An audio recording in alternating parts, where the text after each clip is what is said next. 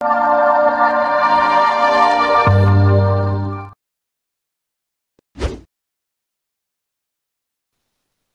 buenas tardes a todos. Vamos a empezar con el desarrollo del evento programado.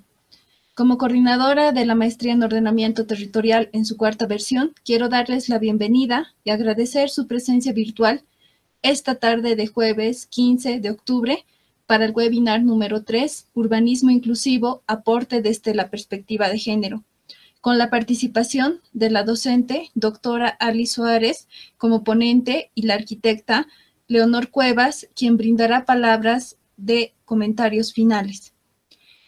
Creemos en la maestría que la revalorización y el rescate del concepto de la inclusividad en el urbanismo es un componente importante dentro del planteamiento actual en el cual nos ha tocado vivir. Con estas palabras quiero dar la palabra al arquitecto Jorge Sáiz, decano de la facultad. Gracias. Buenas tardes. Un gran saludo a la profesora Alice Guimaraes, quien nos acompaña esta vez del Brasil, un país que para mí es mi segundo hogar, porque he tenido la oportunidad de estudiar allí tantos años, la maestría, el doctorado, el postdoctorado en el IPUR, en la UFRJ. Entonces es un país que adoro y me siento en casa, siento que estoy por allá. Por eso es que doy la bienvenida a la profesora Alice Suárez. Estoy seguro que su conocimiento va a ser de gran aporte. Nuestra facultad está muy preocupada por, como todos, en el tema de la ciudad. Y el mundo se está urbanizando. Pero en esa urbanización, en ese mundo, en el tiempo que hemos venido estudiando, es que nos hemos encontrado que la visión de la mujer abre otras perspectivas, otra oportunidad que nosotros en general no analizamos. En la maestría hemos podido discutir aquello de manera inicial, pero no habíamos llegado a profundizar como seguramente se lo va a hacer hoy día. Asimismo, quiero dar las gracias a la arquitecta Vania Calle, que es quien está organizando este evento, y creo que va a ser de alto valor para los maestrantes. También a la arquitecta Leonor Cuevas, quien tiene un extraordinario desarrollo en la cultura en Bolivia, en la profesión de arquitectura, en urbanismo, y está también en áreas de las renovaciones y restauraciones y todo aquello, y por supuesto que tiene una articulación con la ciudad. Entonces creo que en base a aquello nosotros tenemos un grupo de personas altamente calificadas.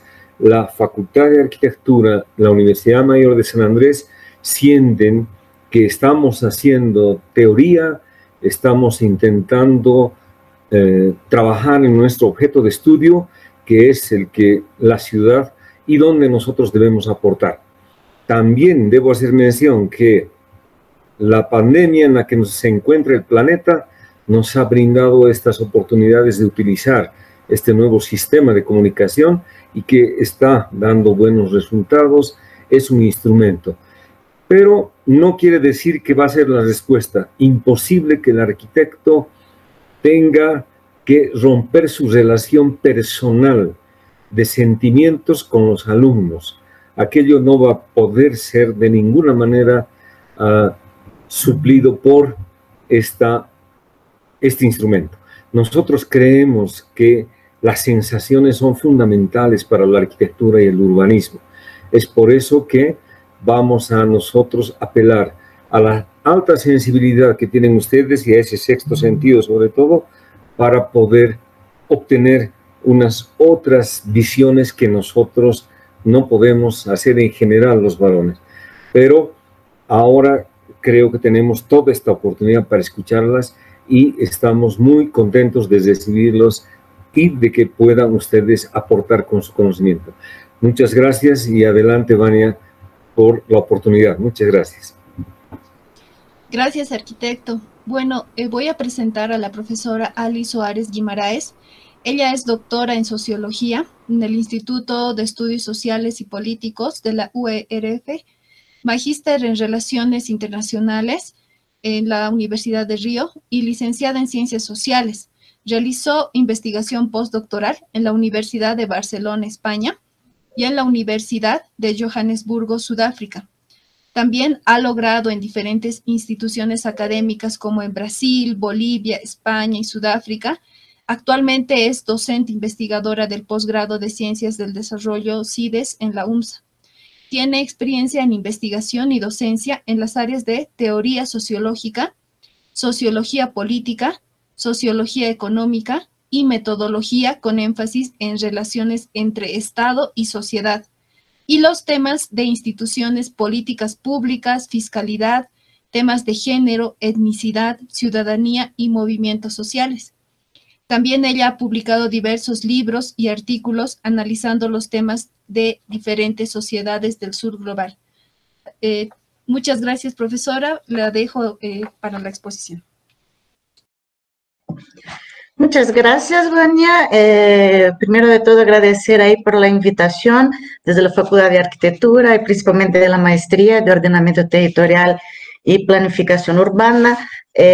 Para mí es un honor estar aquí hoy día contribuyendo algunas ideas, ojalá que sean útiles para no tratar de aportar ahí algunas ideas para cómo pensar ese tema de un urbanismo más inclusivo, ¿no? Doy también gracias al Jorge Sanz y a Leonor Cuevas que me está acompañando aquí hoy y estoy segura que me va a complementar harto, ¿no? Después de mi presentación, porque y ahí ya viene el primera indicación. Yo soy socióloga, ¿no? Entonces un poco lo que voy a tratar de hacer hoy es tratar de hacer la perspectiva sociológica, ¿no? En general y un poco de la sociología urbana para pensar este tema del urbanismo inclusivo. Entonces, hay todo un debate que viene desde el urbanismo feminista, desde la arquitectura, desde la geografía crítica, pero esa no es mi cancha. Entonces, yo me voy a mantener ahí realmente lo que puedo aportar y tratar un poco ahí de traer un diálogo interdisciplinario, ¿no? Pensando esas reflexiones desde el género, cómo pueden contribuir a pensar ese ideal, ¿no? Y ese proyecto de un urbanismo más inclusivo, ¿no? Y también quería ya dejar claros, antes de entrar a la presentación, que es el campo y la perspectiva de género en general, pero para pensar la ciudad y el tema de la inclusión dentro de las ciudades es muy amplio. Entonces, no tengo yo también ninguna pretensión de ser exhaustiva. Hoy día acá voy a presentar algunas ideas que me parecen centrales y claves, pero infelizmente, dado el tipo de espacio y el tiempo, es imposible cubrir todas las contribuciones, lo que no quiere decir que sean irrelevantes, ¿no? O sea, hay mucho más allá para reflexionar y para pensar desde la perspectiva de género, el urbanismo, pero hoy día son unos 3, 4 temas claves lo que voy a tratar de presentar. Ya, no, entonces, bueno, lo que les voy a presentar en la primera parte, voy a destacar cuáles son las principales dimensiones de desigualdad de género que tiene ahí un impacto en las sociedades contemporáneas cuando pensamos el tema de la organización espacial y cuáles son las principales críticas desde esa perspectiva de género a lo que podríamos denominar un urbanismo hegemónico, ¿no? Y ahí el centro de la cuestión, ¿no? El centro de la reflexión es la forma que se planifican las ciudades en general, contribuyen a reproducir, a ahondar y algunas veces incluso crear desigualdades de género. Entonces, esa es la primera parte de la presentación. Y después, en una segunda parte, les voy a presentar algunas propuestas que han sido avanzadas desde la perspectiva de género, de cómo solucionar los problemas identificados, ¿no? Y desarrollar ahí una planificación del espacio urbano que en lugar de reiterar, de ahondar esas desigualdades, pueda lograr promocionar la igualdad de género y garantizar que las mujeres tengan realmente un ejercicio pleno de sus derechos humanos, entre ellos el derecho a la ciudad, ¿no? Pero antes de pasar ahí al tema propiamente dicho, es necesario revisar ahí una serie de supuestos que nos permiten hablar de desigualdades de género y de urbanismo inclusivo, ¿no? Porque dependiendo de dónde partimos sobre nuestra perspectiva de qué significa la planificación urbana, ¿no? Hace o no sentido hablar de esos clivajes sociales, ¿no? Entonces, antes de entrar al tema de género, hay que ver ahí un grupo de supuestos que informan esos debates, o sea, dónde se ubican los debates, no solo de la perspectiva de género, pero los debates de un urbanismo inclusivo más de forma más general. Entonces, el primer supuesto ahí que hay que tener en cuenta y que viene de las reflexiones de la sociología urbana es la idea de que hay una relación recíproca entre espacio construido y estructura social, ¿no? Gran parte de la producción de la sociología urbana se centra justamente en analizar esa relación co-constitutiva entre espacio social y espacio construido, ¿no? Entonces, por un lado es la idea de que los procesos sociales, las relaciones sociales, la estructura de una determinada sociedad dan forma a la morfología física, o sea, el espacio construido refleja esas estructuras sociales, pero por otro lado también el espacio construido tiene un impacto, ¿no? Moldea y dan forma a esas estructuras sociales, ¿no? Entonces hay un supuesto central para hablar de relaciones para hablar de urbanismo inclusivo, desigualdades o promoción de igualdad, es reconocer que hay una relación ahí de retroalimentación, una relación sistémica entre el espacio construido y la sociedad, ¿no? Y esa relación no es determinista en ninguna de las direcciones, no es que el espacio construido sea puro reflejo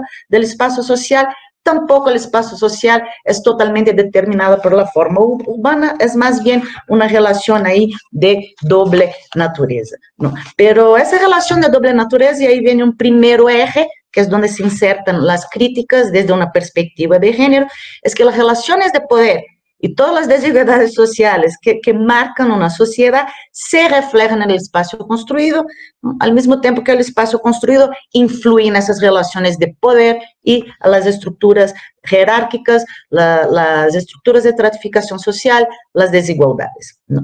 Y de ahí viene el segundo supuesto que es central, que justifica, o sea, que dan el punto de partida a esos debates, es la idea que la planificación urbana tiene un carácter que es así inherentemente ambiguo, ¿no? Entonces, puede tanto promover como obstaculizar la igualdad, la cohesión y la inclusión social, ¿no? El urbanismo puede ser inclusivo y ese es el objetivo y el horizonte que apuntamos, pero puede más bien, y va a decir la crítica desde la perspectiva de género, la crítica feminista, históricamente, más bien ha contribuido a reiterar, a ahondar esas exclusiones, ¿no? Entonces, para que el potencial positivo de contribuir más a igualdad que a desigualdad, más a cohesión que a fragmentación, más a inclusión do que a exclusiones y segregaciones, todo depende de cómo se planifica, quiénes planifican, ¿no? Y con qué criterios, cuáles objetivos, o partiendo de qué tipo de información, ¿no? Basada en qué escalas, con participación de quiénes, o sea, quién planifica para qué y cómo, cuál es el horizonte, cuál es la direccionalidad del proceso de planificación, cuáles son los elementos que son incorporados, ¿no? Más allá de las consideraciones técnicas, ¿no? También las consideraciones sociales, consideraciones políticas, consideraciones económicas y, para el tema que vamos a tratar aquí hoy, fundamental, consideraciones éticas de justicia social, ¿no? Entonces, dependiendo ahí de esos elementos, de eso va a depender que una planificación urbana va más para el lado de promocionar igualdad o si va a mantener ahí creando procesos de exclusión, ¿no? Y un tercer supuesto ahí que es fundamental y que da base a todo ese debate es la idea de que las ciudades contemporáneas son marcadas por una heterogeneidad social. Cada vez más las sociedades son plurales, con distintos habitantes, con diferentes clivajes sociales por género, raza, etnicidad, edad, ¿no? Diferencias de habilidad, de capacidades, una serie de diferencias entre sus habitantes, entre sus ciudadanos y ciudadanas, que hace con que los habitantes de una determinada ciudad tengan diferentes necesidades y diferentes vivencias de ese espacio urbano, ¿no? Entonces, ahí empieza una primera dimensión crítica, ¿no? Aunque las ciudades sean marcadas por esa heterogeneidad social, ¿no? Históricamente, la planificación de las ciudades no ha puesto atención realmente a las personas y sus vivencias cotidianas del espacio urbano, ¿no? Y eso ha contribuido ahí a generar una serie de exclusiones y desigualdades sociales entre ellas las de género, ¿no? Mucho de lo que voy a hablar hoy día acá podrías cambiar género por raza o género por etnicidad o por edad, o sea, otros tipos de exclusiones e inclusiones que están basadas fundamentalmente en esa idea de que los individuos tienen diferentes necesidades y tienen diferentes vivencias. Y hay que tomarla en cuenta, a pensar la planificación urbana. De lo contrario, ¿no?, se crían ahí una ciudad que no es apta para todas, ¿no? Entonces, esos supuestos nos llevan entonces a un segundo paso antes de entrar a dinámica específicamente de las relaciones de género, que es la necesidad de desconstruir una serie de mitos en que se ha basado el urbanismo en sus principios y que todavía en muchas ciudades, en muchos países, es la perspectiva hegemónica, ¿no?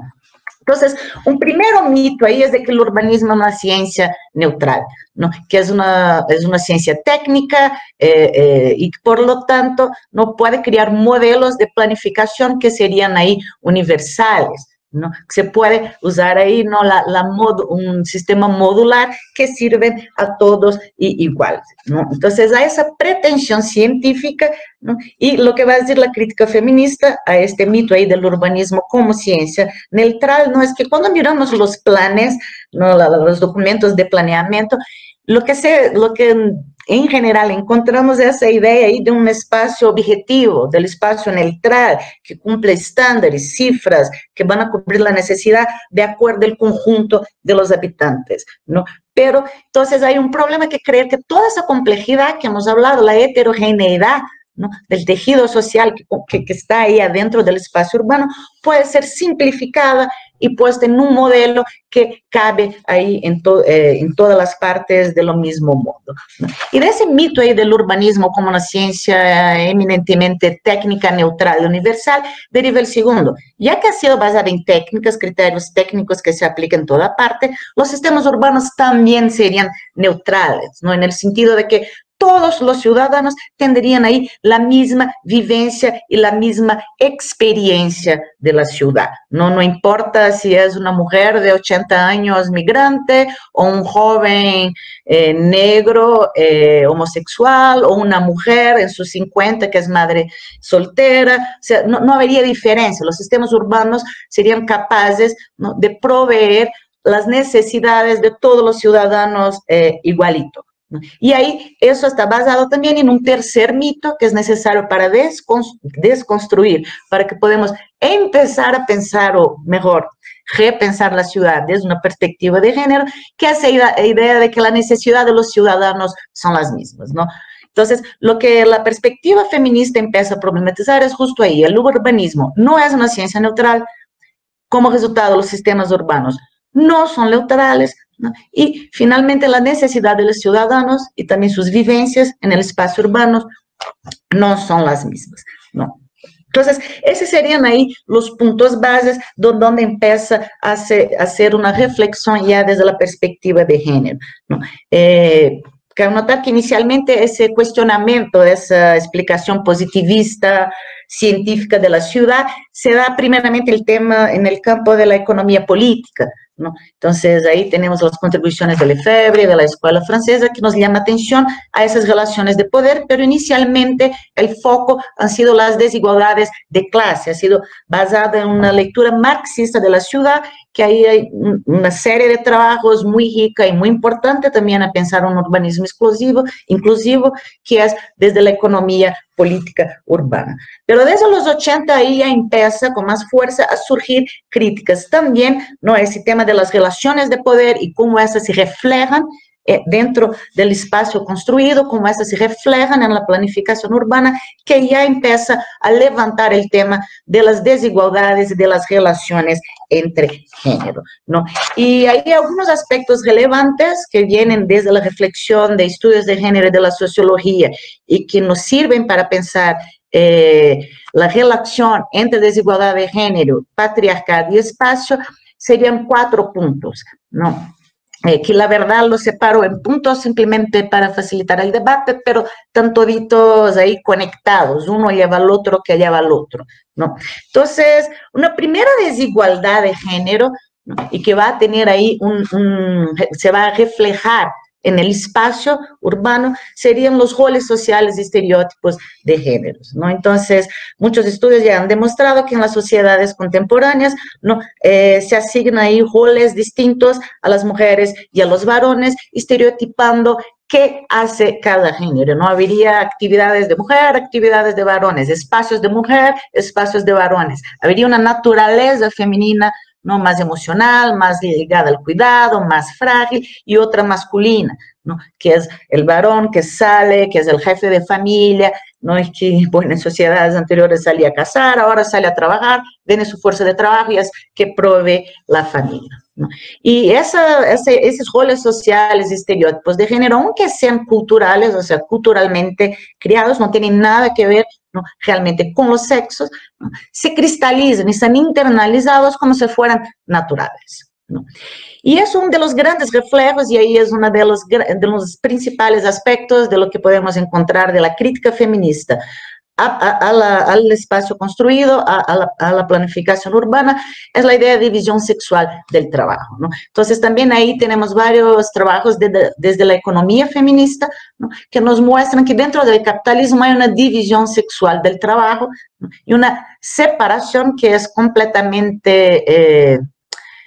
o sea, no es natural, es completamente arbitraria, de hecho es una división que es falsa, entre trabajo productivo y trabajo reproductivo, ¿no? El trabajo productivo, eso sí es visto como trabajo, mientras el trabajo reproductivo no sería trabajo. En general, cuando hablamos ahí de trabajo reproductivo, estamos hablando de las tareas de cuidado que se dan fundamentalmente en el hogar, ¿no? Hecho por mujeres y de forma no paga, ¿no? Entonces, esa sería una de las bases fundamentales de que lo que en el feminismo marxista, por ejemplo, llamamos el patriarcado capitalista, ¿no? Dada esa división sexual del trabajo y el carácter de no trabajo asignado, ¿no? Al trabajo reproductivo dentro del hogar, el capitalismo lograría a costo cero la reproducción social de sus trabajadores, que es fundamental. Entonces, aunque la reproducción social esté en la base del sistema capitalista, la reproducción social es fundamental para crear los trabajadores que hay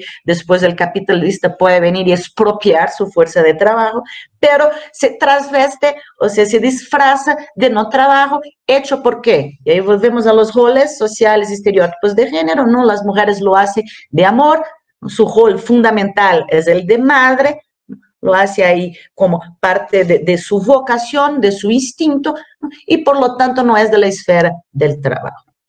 Esa idea de división sexual del trabajo, ¿no? Esa separación arbitraria y completamente, o sea, sin sentido entre trabajo productivo y trabajo reproductivo, a la vez tiene su reflejo en una separación entre espacios, ¿no? Por un lado tenemos ahí la idea de que existe el espacio público, que sería el espacio de la producción y, bueno, fundamentalmente entonces, ¿no? Ocupado por los varones, y por otro lado estaría el espacio privado, el espacio doméstico del hogar, donde sería predominantemente donde ocurriría el trabajo reproductivo, la reproducción y, claro, no volviendo al punto 1 ahí, los roles sociales, los estereotipos de género, este sería el espacio por excelencia de las mujeres, ¿no? Entonces, esa conexión sería uno de los primeros puntos a resaltar de lo que sería una reflexión feminista sobre el espacio, sobre la planificación urbana que vamos a ver ahorita, ¿no? Y un último aspecto a destacar es el tema de la violencia de género, ¿no? La violencia que sufren las mujeres simplemente por el hecho de ser mujeres, ¿no? No es una violencia patrimonial, es una violencia que recae sobre el cuerpo de la mujer y que viene ahí también de esos estereotipos y de la idea que es fuerte en el patriarcado, que nosotras las mujeres somos de propiedad de los varones, ¿no? Ya sea del patriarca, del varón de la familia, ya sea en el espacio público, ¿no? Las mujeres a osar salir de su espacio privado y del espacio público, darían el derecho, ¿no? O sea, estarían así de alguna forma transgrediendo una frontera que dejaría en derecho a los varones, ¿no? A ejercer control poder y, al fin, violencia, y ahí estamos hablando de violencia desde de la violencia física, pero también de la violencia simbólica, verbal, del acoso callejero, por ejemplo, en términos de espacio urbano, ¿no? Entonces, eso sería un último punto de las desigualdades de género que nos surge en la literatura, más de estudios feministas, de estudio de género, que tendría ahí un impacto en la hora de pensar las ciudades. A ver. Bueno, ¿cómo se refleja eso entonces? ¿No? ¿Cómo esas desigualdades impactan a las cuestiones urbanas? ¿No? Algunas de las preguntas centrales ahí que podemos plantear para pensar el urbanismo desde una perspectiva de género sería, ¿qué efecto tienen esas desigualdades? Por ejemplo, en el acceso de bienes de la ciudad o la autonomía de las mujeres. La otra sería cómo se expresa la división sexual del trabajo en la cotidianidad de la ciudad, en la forma como las mujeres vivencian el espacio urbano, ¿no? Y cómo eso lleva al final a diferentes usos del espacio, pero también del tiempo que hacen los hombres y las mujeres, ¿no? Entonces, hay un primer aspecto que va a llamar atención a ese tipo de reflexión, es el hecho que esa división sexual del trabajo ha sido incorporada en los diseños de la ciudad, ¿no? Entonces, el urbanismo moderno empieza basado ahí en ese modelo de familia nuclear heterosexual, basado en la división sexual del trabajo, ¿no? Donde hay ahí el varón que sale a trabajar reproductivo, la mujer que queda en casa con las tareas que no son trabajos reproductivos, ¿no? Entonces, eso ha llevado ahí una concepción a la hora de planificar las ciudades, que hay una división entre vida familiar y vida laboral, ¿no? Y que se reflejan en representaciones geográficas del espacio urbano que son binarias, ¿no? Entonces, el espacio público, varones, productivo, espacio privado, hogar, mujeres. Hay también ahí la ciudad donde ocurre ahí el trabajo, ¿no? Y el suburbio, donde se vive, ¿no? Entonces hay esa distinción, trabajo, hogar, y obviamente ahí la base de todas esas representaciones binarias, la idea de reproductivo, productivo, ¿no? Eso ha dado lugar a la planificación de una serie de ciudades que son pensadas y organizadas mediante la zonificación, o sea, hay una separación entre zonas de trabajo, zonas residenciales y las zonas del ocio, ¿no? Y fundamentalmente pensando ahí ya, claro, muchos de los trabajos se han hecho en otro contexto, el trabajo más clásico, por ejemplo, se da ahí de Dolores Hayden, hablando de los suburbios estadounidenses que surgen después de la Segunda Guerra, pero había también la ideología ahí de la movilidad motorizada entre las diferentes zonas, ¿no? Entonces, esa visión de división sexual del trabajo y esa división de espacios de la ciudad y del movimiento motorizado entre las zonas, bueno, van a decir las críticas feministas, acaban ahí reproduciendo ese papel subordinado, estereotipado, que aunque sea cultural, ¿no?, ha sido naturalizado y se asigna a las mujeres. Una serie de políticas y relaciones sociales, y incluyendo ahí, ¿no?, la planificación urbana. O sea, no es solo la planificación urbana, pero esos estereotipos, ¿no?, están ahí en el centro de una serie de políticas públicas, en el centro de una serie de relaciones sociales, ¿no? Entonces, ahí hay un problema central, que es la primera contribución de la perspectiva de género, que me gustaría destacar, que la planificación urbana no reconoce en general, claro, ya hay cada vez más, gracias a Dios, iniciativas que tratan de pensar esa dimensión, ¿no?, pero usualmente no se reconoce que hay una necesidad fundamental de articular, ¿no?, de equilibrar y conectar lo que son las tareas productivas y reproductivas, ¿no? Todavía se piensa en muchos de los proyectos urbanos y muchas de las intervenciones como si fueran realmente dos esferas separadas y sin conexión, ¿no? Y ahí hay un segundo problema, ¿no?, que es el no reconocimiento de los cambios sociales, ¿no? Entonces, bueno, si bien son estereotipos y son roles culturales, pero quizás en los tiempos más antiguos, obviamente en algunas sociedades más que otras, y en algunas clases sociales más que en otras clases sociales, ese ideal de la mujer madre, ama de casa que no trabaja, si es que algún día ha sido un poquito verdad, ha cambiado brutalmente, ¿no?, en los últimos 50, 60 años, ¿no? Entonces, si bien las mujeres, la parte de trabajo reproductivo, siguen siendo las mujeres las principales responsables del trabajo, de cuidar de los niños, cuidar de los dependientes, de personas con discapacidad, de adultos mayores, hacer las compras de la casa, o sea, el cuidado, todas esas tareas siguen ahí siendo asignadas y siendo performadas básicamente por las mujeres, también ellas se incorporan masivamente el trabajo productivo en la esfera pública. Entonces, las mujeres siguen a cargo del trabajo reproductivo en lo que sería esa esfera privada del hogar, pero ahora están ahí masivamente en el trabajo productivo en la esfera pública, ¿no? Y ahí viene una segunda dimensión de la crítica desde una perspectiva de género, que esos cambios que han ocurrido en la sociedad de modo más amplio no han sido acompañados por cambios en la planificación, ¿no? Entonces, varios estudios demuestran ahí una fuerte inercia de lo que sería ese espacio construido, ¿no? Y que ha generado, al final, una contradicción entre lo que es una ciudad que es pensada como funcionalmente segregada y como teniendo actores distintos, varones y mujeres, que ocupan distintos espacios y que ocupan o performan distintas funciones. Y lo que tenemos hoy en día que son familias, o sea, cada vez más familias que son monoparentales, unipersonales, o incluso en el caso que todavía sigue el modelo de familia nuclear, monogámica, heterosexual, cada vez más tenemos ahí la doble ocupación de la pareja, ¿no? Entonces, los dos, tanto el varón como la mujer, salen ahí al espacio público y desarrollan actividades productivas. Bueno, ahora bien, el no reconocimiento de esos cambios y la no incorporación en la planificación urbana, ¿no?, tiene un efecto diferenciado según el género, ¿no? Y una vez más, ahí el precio lo paga más a las mujeres, ¿no? ¿Por qué? Por el punto primero ahí que puse, ¿no? Las mujeres siguen siendo las que se hacen cargo de tareas de cuidado y por eso ellas tienen necesidades propias con relación al espacio urbano, justamente por esa dedicación de tarea de mantener el hogar, cuidado de niños, ancianos, ¿no? Y por esa situación de doble jornada laboral productiva y doméstica con las tareas reproductivas, ¿no? Entonces, mostrando ahí un dato, ¿no?, de 2017 del Observatorio de Igualdad de Género, pueden ver aquí, ¿no?, la parte superior, no sé si se puede leer ahí la explicación, pero esa parte oscurita verde es de trabajo no remunerado, el trabajo de cuidado, ¿no? Y aquí el verdito serían las mujeres y aquí los varones. Entonces se puede ver en todos los países de América Latina. Infelizmente el dato para Bolivia no existe porque no tenemos una encuesta de usos del tiempo, la última hecha ha sido 2001, entonces ya no hay cómo hacer la comparación, pero en toda América Latina puedes ver que las mujeres están ahí fundamentalmente, dedican mucho más, ¿no? Si hacemos una media regional, las mujeres dedican entre un quinto y un tercio de su tiempo a trabajo doméstico, de trabajo de cuidado no remunerado, mientras en el caso de los hombres es alrededor de 10%, ¿no? Pero como se puede ver, aquí se suma también lo que es el trabajo remunerado, ¿no?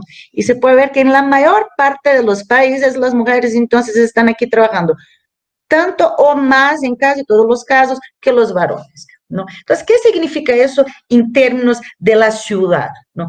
¿Cómo la ciudad está ahí separada entre espacios de dormir, comer, vivir y de trabajar, ¿no?, el de reproducir y del producir? ¿Y cómo las mujeres están ahí dedicadas a ambas esferas, ¿no? Eso significa que para ellas es muy difícil ese tipo de planificación urbana, ¿no? No contribuye que puedan conciliar la vida laboral, la vida familiar y también la vida personal, ¿no?, la vida del lazer individual. Entonces, esa idea ahí de zonas por uso productivo, residencial o administrativo, ¿no?, se tienen que hacer algún trámite, todo está ahí en otra parte de la ciudad, ¿no?, hace ahí que las mujeres gasten mucho más tiempo de su vida, ¿no?, haciendo traslados, trayectos y movilizaciones y movimentaciones en la ciudad, ¿no? Entonces, un ejemplo de un estudio, por ejemplo, de México, muestra que los recogidos de transporte, ¿no?, en general, pensados ahí una visión de urbanismo que piensa en la producción, ¿no? Entonces, los hombres agarran un transporte en la mañana desde el hogar hasta el punto de trabajo y después del trabajo al hogar, mientras las mujeres tienen que hacer ahí trayectos múltiples, y muchas veces el sistema de transporte no lo liga porque son trayectos intrabarrio, a dejar el niño en la escuela, ir al trabajo, volver, recoger el niño de la escuela, ¿no?, hacer las compras. Entonces, ese sería, por ejemplo, un impacto, ¿no? Hay también el problema ahí de que la localización de viviendas en zonas que son puramente de residenciales, ¿no?, imposibilita que tengan fácil y rápido acceso a servicios, centros de salud y otros tipos de servicios que necesitan para prestar el cuidado a la familia, ¿no? Entonces, ahí otro eje de la crítica feminista, el no considerar primero las mujeres como trabajadoras asalariadas, pero segundo, no considerar el trabajo doméstico como trabajo, ¿no? A considerar eso como algo natural que se hace en el hogar sin ningún esfuerzo, sin ningún costo, ¿no? Eso crearía ahí una serie de desigualdades espaciales de género, ¿no? Esas desigualdades espaciales ahí tienen que ver con la movilidad. Las mujeres ahí hacen doble desplazamientos, triple desplazamientos para cumplir con esas tareas, ¿no? Públicas y privadas, productivas y reproductivas, ¿no? Crea también desigualdades en términos de accesibilidad, ¿no? ¿Cuáles son los espacios que las mujeres logran accesar a tener que ahí equilibrar las tareas productivas y reproductivas? Y finalmente crean desigualdades ahí en el uso del tiempo, ¿no? Las mujeres son las que van a gastar mucho más tiempo que los varones tratando de cubrir sus necesidades y sus tareas y sus actividades de un día. Otra vez hay un estudio de Tobillo que muestra que mujeres y varones en la misma profesión, o sea, tener el mismo trabajo asalariado, las mujeres gastan el doble de tiempo deslocando en la ciudad que los varones, y eso corresponde principalmente, ¿no? a movimientos y a traslados que están relacionados con tareas de cuidados, ¿no? Dejar a un niño en la escuela, llevar al abuelito al centro de salud, etcétera, ¿no? Entonces, ahí lo que identifican es que ese tipo de planificación lleva a un desajuste entre la organización territorial y las necesidades específicas diferenciadas que tienen las mujeres por sus roles sociales y, ¿no? por su ubicación en la división sexual de trabajo. Hay ese desajuste entre organización territorial y esas necesidades de accesibilidad y movilidad de las mujeres, ¿no? Y eso, al fin, ¿no? resulta en esa serie de desigualdades espaciales que reproducen las desigualdades sociales entre varones y mujeres, ¿no? Bueno, pasando al próximo tema, a ver cómo voy de tiempo, ya estoy bien. Pasando al próximo tema, entonces ahí sería la violencia de género y el espacio urbano, ¿no? Que aunque la violencia y seguridad urbana sean ahí un fenómeno que infelizmente marca la mayor parte de las ciudades, principalmente en Latinoamérica, ellos tienen diferentes riesgos y connotaciones para hombres y mujeres, justamente por el punto que he hablado anteriormente, ¿no? Que a las mujeres se agrega ahí un factor extra que de una sociedad patriarcal, esa percepción de la mujer como un objeto que está ahí a servicio, ¿no? para el uso, a disposición de los varones, ¿no? Como resultado de la violencia de género, la mayor parte de las mujeres experiencian su vivencia en la ciudad es marcada por miedo, ¿no? y incomodidad. Entonces va desde simple incomodidad, dependiendo obviamente otra vez de una serie de otros clivajes, no es solo el género, ¿no? Hay que tener en cuenta también que al género se juntan otras desigualdades, lo que denominamos las interseccionalidades. Entonces, una mujer caminando en la zona sur, en San Miguel, no es lo mismo que caminando en las periferias del El Alto, pero van desde incomodidad por el acoso, por ejemplo, o un acoso verbal, hasta realmente el miedo y el temor de violaciones y feminicidios y no, casos de violencia más graves, ¿no? Resultado de eso, otra vez, es una reducción de la autonomía de las mujeres y una limitación de sus derechos, ¿no? Las mujeres, frente a esa violencia, optan, ¿no? por redefinir y restringir el tiempo y el espacio, ¿no? donde hacen sus intercambios y donde circulan en la ciudad. Y ahí viene otro punto de la crítica feminista, es realmente una opción, ¿no? Entonces también esos estereotipos de género y la internalización de los roles sociales hace que algo que es realmente una limitación de los derechos de la mujer sea asumido como una opción personal, ¿no? Las mujeres nos han enseñado que debemos pensar cómo vestirnos, dónde irnos, uy, pero no, ¿por qué estaba ahí en estos horarios? ¿No? Entonces, recae sobre las mujeres limitar sus movimentaciones, de los horarios, de los espacios que ocupan, ¿no? En lo que se denomina, algunos autores, la agorafobia, ¿no? El miedo al espacio público y el retraimiento del espacio público, lo que tiene impacto no solo en derechos a la ciudad, ¿no? pero tiene un impacto fuerte en el ejercicio de los derechos ciudadanos, ¿no? Retirarse del espacio público, gran parte, ¿no? de los derechos de las mujeres también se ven ahí limitados. ¿Ya? Entonces, en resumen, esos puntos ahí y otros más que infelizmente no voy a poder seguir, podemos ir ahí de cada elemento de la planificación y ver cómo inciden ahí de modo distinto, desigual y para en detrimento de las mujeres en comparación con los varones, pero un poco ya avanzando porque el tiempo ya va avanzando también. Partiendo de esas reflexiones, de ese diagnóstico, ¿no? El pensamiento feminista, la perspectiva de género, afirma que el urbanismo, tal como lo conocíamos, es un urbanismo sexista, ¿no? ¿Por qué? Porque en la planificación y el diseño urbano toman el punto de vista masculino, sus necesidades como la norma.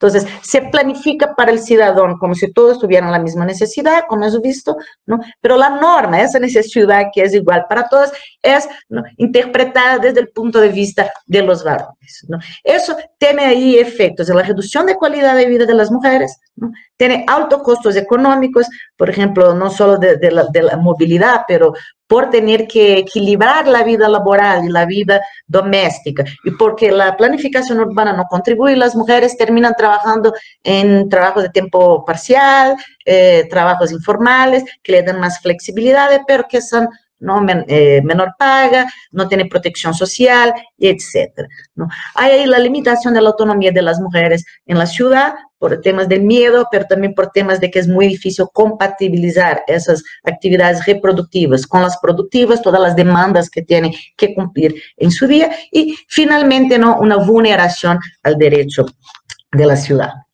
Entonces, bueno, partiendo de ese diagnóstico, ¿no?, diversas autoras delinean ahí propuestas de un urbanismo inclusivo que contribuya a igualdad de género. Son propuestas que van desde un punto de vista más macro, ¿no?, a realmente propuestas ahí, a iniciativas muy interesantes a nivel básico de un barrio, de una cuadra, etcétera, ¿no? Yo voy ahí centrar un poco más en el nivel macro, pero un primer punto ahí, ¿no?, para pensar un urbanismo con perspectiva de género, es lo que hemos dicho anteriormente, el espacio tiene esa relación recíproca con la estructura social, ¿no?, pero tiene un potencial de reiterar las desigualdades, pero también de cambiar, ¿no? Entonces, el urbanismo con perspectiva de género para nada se queda solo en el espacio de la crítica, para nada es fatalista, ¿no?, sino que también tiene su dimensión propositiva por creer en esa potencialidad subversiva del espacio, ¿no? El espacio, la planificación de los espacios, el espacio urbano puede servir como un espacio privilegiado para empezar un proceso de despatriarcalización, ¿no? Y dada esa relación recíproca entre espacio construido y la estructura social, la despatriarcalización del espacio puede contribuir no solo a ciudades, a un urbanismo más inclusivo, a ciudades más equitativas, pero tiene el potencial de contribuir incluso a la despatriarcalización de la sociedad de un modo más amplio, no solo que se refiere al espacio construido, pero también a impactar cambios en la propia estructura social, ¿no? Entonces, partiendo ahí de ese potencial subversivo, un primer elemento que llaman atención desde una perspectiva de género es la necesidad de participación, ¿no? Porque, bueno, una gran medida el urbanismo no toma en cuenta las necesidades, las vivencias específicas de las mujeres, porque las mujeres están subrepresentadas cuando se piensa, cuando se planifican las ciudades, ¿no? Entonces, hay una defensa que es necesaria, una mayor participación de las mujeres para que se conozcan sus puntos de vista, sus vivencias, experiencias y necesidades,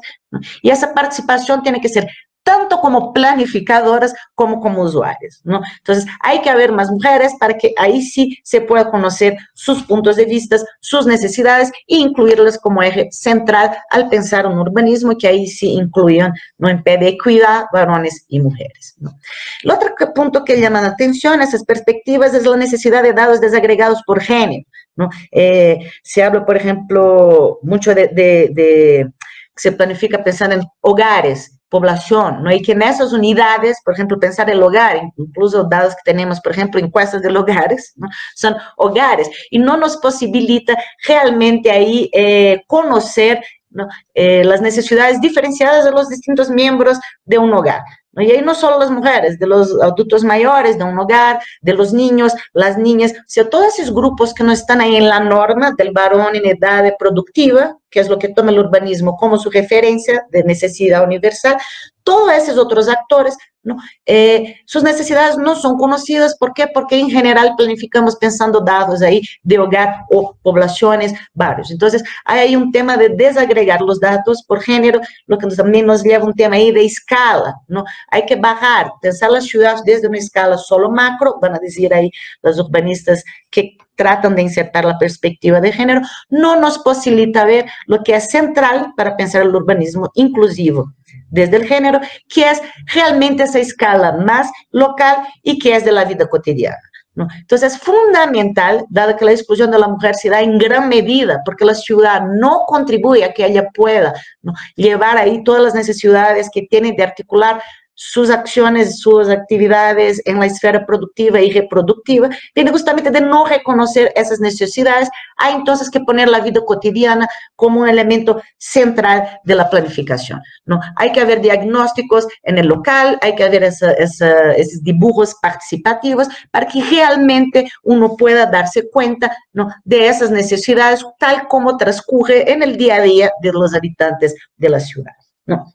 Y finalmente, bueno, la ciudad tiene que ser pensada para ver un equilibrio y articulación entre las actividades productivas y reproductivas, ¿no? La esfera productiva no tiene cómo existir, no tiene cómo mantenerse sin la esfera productiva, ¿no? Ver esos dos aspectos como dicotómicos y separados, así como también insistir a la separación entre público y privado, ¿no?, serían ahí ideas completamente equivocadas de cómo realmente marchan y funcionan nuestras sociedades, ¿no? Y dada esa articulación, y dado que en el caso de las mujeres, ellas son fundamentalmente las que están ahí transitando entre productivo, reproductivo, público y privado, para promocionar, ¿no?, para promover la equidad de género, es necesario que las ciudades se planifiquen pensando en articular y equilibrar las demandas de esas dos esferas que en realidad deberían ser vistos como una, ¿no? Y finalmente ahí, cuando hablamos de vida cotidiana, es importante también integrar la planificación, no pensar la planificación, bueno, un departamento hace la de transporte, otro departamento planifica los equipamientos y otro donde van a estar la escuela, ¿no? Entonces, pensar la vida cotidiana y ese equilibrio de articulación entre productivo y reproductivo hace que la planificación de las ciudades, además de participativa, tiene que darse ahí, sea de transescalar, en las diferentes escalas, pero también transdisciplinar, o sea, los diferentes temas tienen que ser pensados ahí en correlación con el otro, ¿no? Bueno, ya casi concluyendo, que el tiempo ya me acaba. Ahora, en términos, ¿cómo realmente ponemos eso ahí, no? Empíricamente, o sea, ¿qué significa eso en términos concretos, no? Y ahí, bueno, ya que estamos partiendo del supuesto de la heterogeneidad de experiencias, y no solo de las mujeres, pero teniendo en cuenta esas interseccionalidades, ¿no? No es lo mismo una mujer blanca de clase media en España, de una mujer indígena en la periferia, de una mujer lesbiana, de una mujer madre soltera. Cada una tiene también ahí sus diferentes necesidades. Entonces, por lo tanto, ¿no?, lo que sería ahí una perspectiva de género no nos puede ofertar una fórmula única. Para pensar realmente intervenciones concretas, hay que adaptar a cada contexto, a cada población, considerando la diversidad de experiencias y las necesidades, ¿no?, que uno va a solo poder comprender, y ahí hay que insistir, ¿no?, mediante la participación de los propios actores, ¿no? Pero hay ahí algunas cualidades que las diferentes propuestas y las diferentes experiencias que han tenido de intervenciones urbanas desde perspectiva de género identifican como siendo centrales, ¿no? Lo primero es la idea de proximidad, que en la planificación urbana con una perspectiva de género tiene que pensar la cercanía entre servicios y lugares de tarea productiva y reproductiva, que los espacios deben ser diversos, ¿no?, que no debe haber una zona de vivir, otra de trabajar y otra de ocio, que los trabajos tienen que los espacios deben contemplar ahí múltiples funciones, la idea de multifuncionalidad del espacio, ¿no? Que la accesibilidad y la percepción de seguridad debe ser universal, porque es central a la autonomía. Ahí es importante pensar, por ejemplo, las mujeres, porque están a cargo de niños, de adultos mayores o personas con discapacidad. Cuando hay, por ejemplo, un problema de accesibilidad aunque la mujer no sea ella una persona portadora de alguna discapacidad, la impacta porque son ellas también que están al cuidado de las personas que sí la tienen, ¿no? Una otra sería la vitalidad del espacio, ¿no? Promocionar que realmente el espacio público no sea un espacio que represente inseguridad, miedo, espacio vacío, pero que sea un espacio de comunidad, donde se crean redes, donde se socializa, donde realmente los ciudadanos toman ahí, se apropian del espacio público que es la ciudad, ¿no? Y finalmente, lo que ya he dicho, ¿no? La cuestión de la representatividad, que hay que haber la participación en las decisiones urbanas, ¿no? De todos los actores para que todos los puntos de vista sean tomados en cuenta, todas las necesidades, todas las vivencias, ¿no?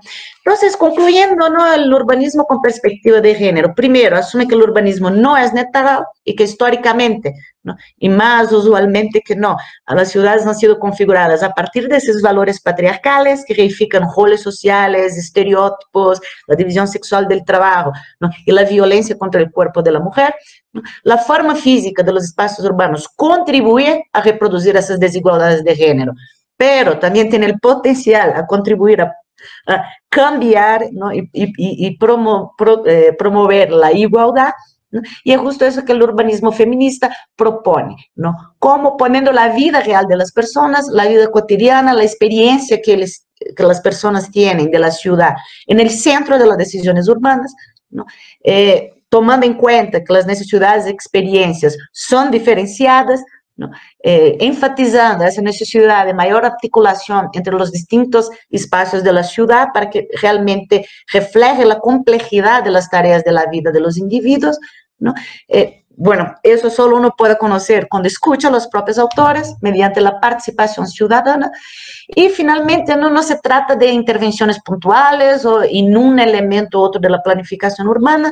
Lo que estamos hablando ahí es de un cambio estructural, ¿no? Realmente estamos hablando de una nueva visión de ciudad que sea orientada no tanto a la productividad, al desarrollo económico y a la estructura funcional, sino también que sea una ciudad que está orientada a igualdad de oportunidad y a la justicia de género. Bueno, ahí les dejo. Muchas gracias. Muchas gracias, profesora, por su brillante exposición. Ahora vamos a ceder la palabra a la arquitecta Leonor Cuevas. Ella también es antropóloga en la Universidad Mayor de San Andrés y tiene una maestría en evaluación y gestión del patrimonio histórico artístico por la Universidad de Salamanca, en España. Actualmente cursa un doctorado multidisciplinario en el CIDES de la UMSA y ha sido jefa de museos municipales del Gobierno Autónomo Municipal de La Paz, también consultora del Banco Interamericano de Desarrollo, supervisora y directora en varias obras de restauración y directora general de Patrimonio Cultural del Ministerio de Culturas y Turismo. Es actualmente docente titular de la carrera de Arquitectura de la UMSA y ha publicado artículos y participado en diferentes textos académicos. Adelante, arquitecta. Gracias, arquitecta Calle. Gracias también por la invitación al arquitecto Sainz. Alice, realmente un gusto poder escucharte, porque todos estos temas considero que son de alta necesidad a nivel académico para tener distintas aproximaciones y, ¿por qué no?, desde el urbanismo. Normalmente estos temas de género son tocados y trastocados desde la antropología, desde la sociología, desde las ciencias sociales, y evidentemente lo que pone esa discusión nos da mucho que pensar, y más que todo en esta maestría que se está llevando a cabo, puesto que el urbanismo, desde un principio, como lo has dicho, siempre ha tenido este rol hegemónico desde una mirada, digamos, de los hombres, ¿no? Que han además trabajado en ciertos procesos de disciplinamiento en la ciudad a partir de concebir la ciudad moderna, y no solamente la ciudad moderna, sino desde la antigüedad, la historia de la arquitectura nos ha mostrado eso. La planificación de la ciudad ha sido siempre con una mirada para el espacio público, para los hombres, y no así con una perspectiva de género.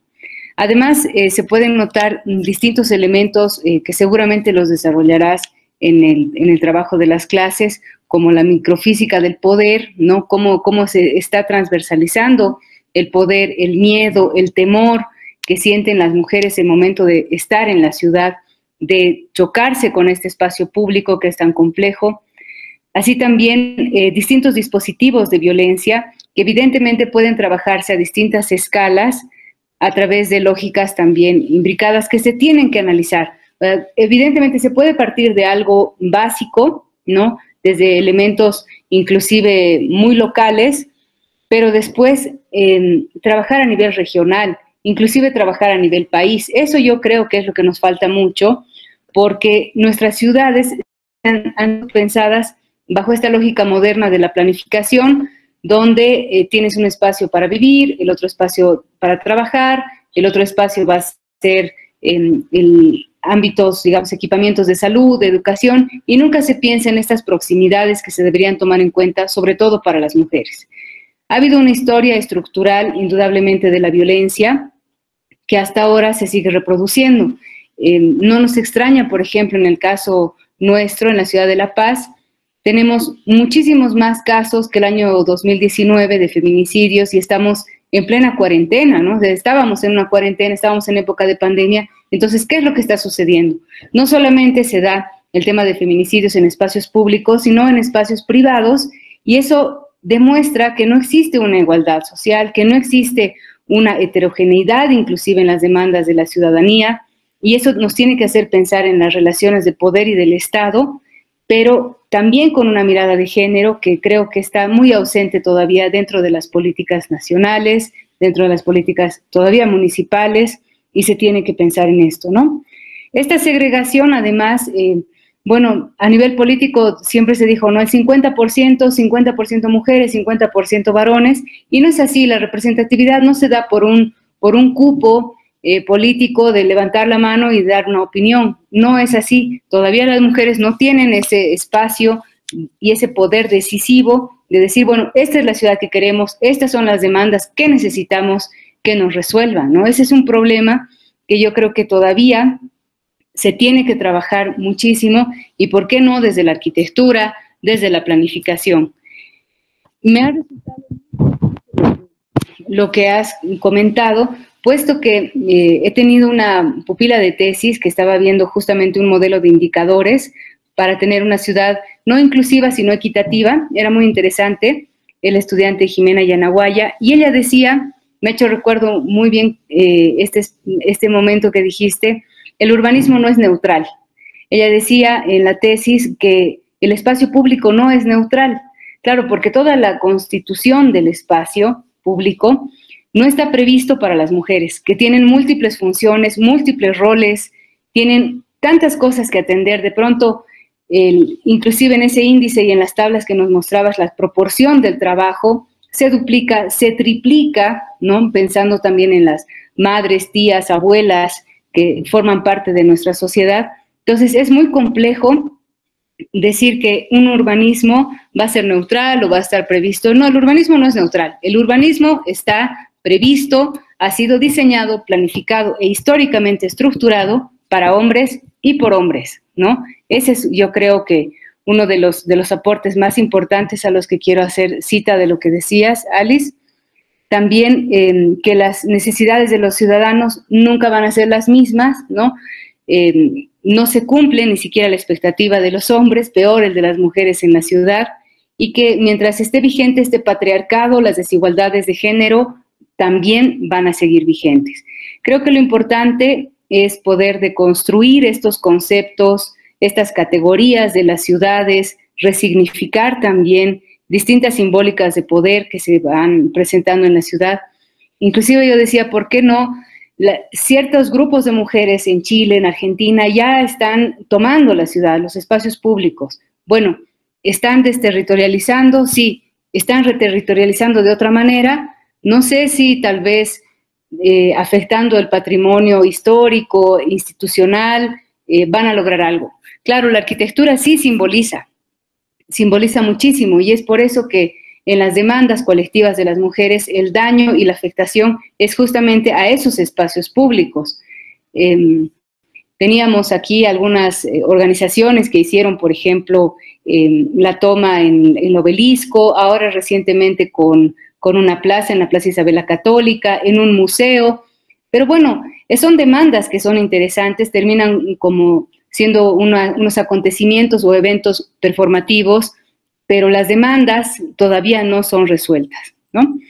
También esta manera de ver la diferencia entre lo público y lo privado es que a los hombres siempre se les ha visto en este ámbito de lo público, de lo social, de lo político, de lo hegemónico, mientras que a las mujeres siempre se les ha visto en este ámbito más de lo privado. Y es por eso que no se reconoce también la doble, la triple labor que inclusive tienen que cumplir con los distintos roles, ¿no? Entonces, este urbanismo yo creo que debe ir cambiando estas categorías, estas estrategias de división laboral, de representaciones geográficas a las que hacías mención, y creo que la planificación, el urbanismo y la modernidad no cumplen la expectativa de género y son ciencias, ¿no? Las diría así entre comillas también, porque son ciencias que han fracasado en este ámbito de poder trabajar lógicas y políticas con una perspectiva de género. Creo que ya en esta parte conclusiva, a la que hacías mención sobre urbanismo sexista, podríamos muy bien analizarla desde la visión de unas necrociudades, ¿no? Porque eso también es en lo que se está convirtiendo. En esta época de pandemia se ha evidenciado todavía mucho más. En la ciudad de La Paz, para hacerte mención, Alice, tú debes saber, el 70% de las mujeres trabajan en un mercado informal, obviamente no van a contar con todas las condiciones, y son estas mujeres las que van a trabajar con sus niños y además se apropian de un espacio público, y eso se complejiza más en el ámbito de la seguridad, no cuentan con seguros, obviamente, porque es informal. Entonces son muchos criterios también que deben analizarse. Creo que hay que ir trabajando ciertos indicadores, investigaciones también que vayan más allá de solamente entender el urbanismo o la arquitectura o la sociología. Tomo muy en cuenta lo que decías respecto a la transdisciplinariedad para poder tomar en cuenta más estas necesidades, tener estudios localizados, propuestas localizadas. Creo que eso también es muy importante para poder trabajar con ciudades más equitativas, ¿no? En ese ámbito se tiene que transgredir. Yo creo que no solamente se trata de analizar esto desde una visión histórica o estructural de las ciencias, sino que probablemente en antropología, que es lo que yo trabajo un poco más en este ámbito con género, tendría que trabajarse bajo un marco etnográfico, ¿no? Con ciertos grupos de mujeres, con distintas identidades etarias, identidades étnicas, que por lo menos en Bolivia eso lo complejiza aún más, ¿no? El ámbito étnico, y por qué no con una mirada ambiental, que es también el daño al territorio. No solamente es un daño a la mujer, al género, es también al ambiente y al propio modelo de producción y reproducción de los aspectos sociales, ¿no? Entonces, yo creo que no se trata, ¿no?, de un método o un modelo de análisis a través de una sensibilización o que de pronto las mujeres tengan el sexto sentido, sino se trata de una postura política, de posicionamiento subversivo, sobre todo ante el poder, y que comparto muy bien lo que decías, que no va a haber una fórmula única para resolver los problemas de género, de la ciudad y del territorio en conflicto. Muchas gracias, Alice. Gracias, decano. Gracias, arquitecta Cali. Muchas gracias, arquitecta Leonor. Queremos dar por cerrado este webinar número 3 y agradecer a todos ustedes por la conexión de esta tarde. Nos vemos en un siguiente webinar, en una siguiente oportunidad. Hasta luego. Muchas gracias a todos. Gracias, Leonor. Gracias, Alice. Muy bien, muy linda la exposición.